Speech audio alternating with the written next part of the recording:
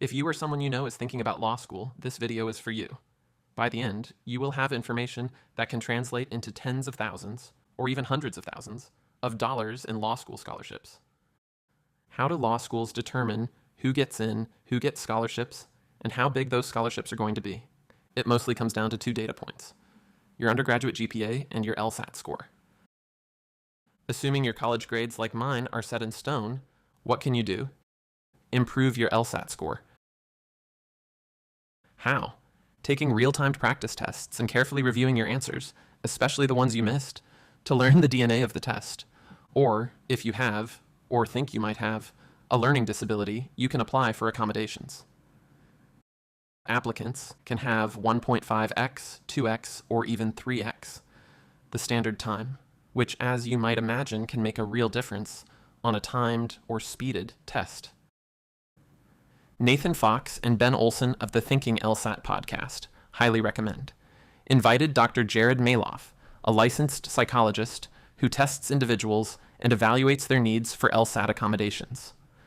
What follows is a brief summary of episode 109 of the Thinking LSAT Podcast on LSAT accommodations. It's one of the most important episodes of one of the most useful podcasts for anyone considering going to law school. Without further ado, I, the AI voice of Drew Edwards, will turn it over to the AI voices of Nathan Fox and Ben Olson to read a summary of their thoughts on the state of LSAT accommodations. Nathan Fox. I'm all for a level playing field, but the current system of accommodations on the LSAT is troubling. A staggering statistic haunts me. About half of the students I've seen who achieve scores of 175 or higher, that's the top 1%, received accommodations. I understand some students genuinely need extra time due to diagnosed learning disabilities, but a 3-hour test turning into a 6-hour test is a massive advantage, especially when the LSAT often comes down to just a few questions. Is this really measuring aptitude, or are we rewarding those who figured out how to work the system? Many students, perhaps used to skimming through college assignments, think speed is their problem. But the real issue is often a lack of deep understanding. I see them picking answers without justification in the passage. Their comprehension is flawed, not their reading rate.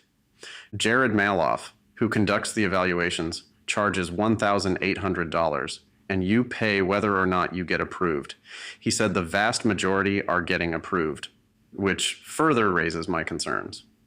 While he provides a refund if he ends the evaluation midway, concluding you don't have a strong case, that doesn't address the possibility of exaggeration or malingering to get extra time in the first place.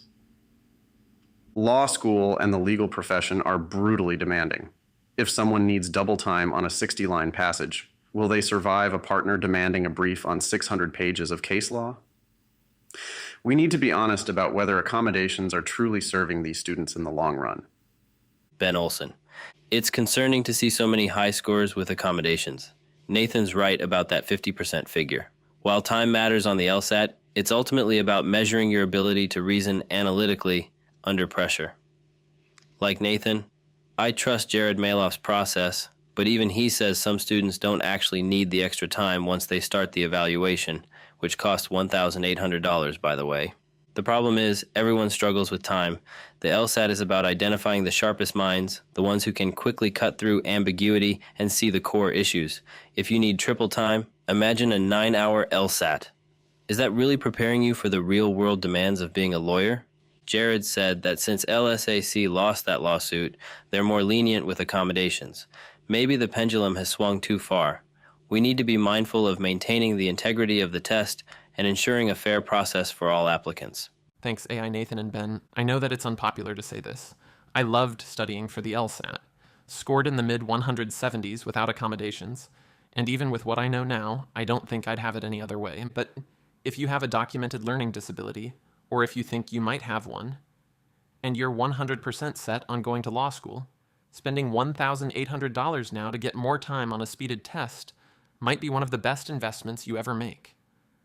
At the very least, it's worth noting that, at least anecdotally, about half of the people scoring above a 175 are doing it with accommodations.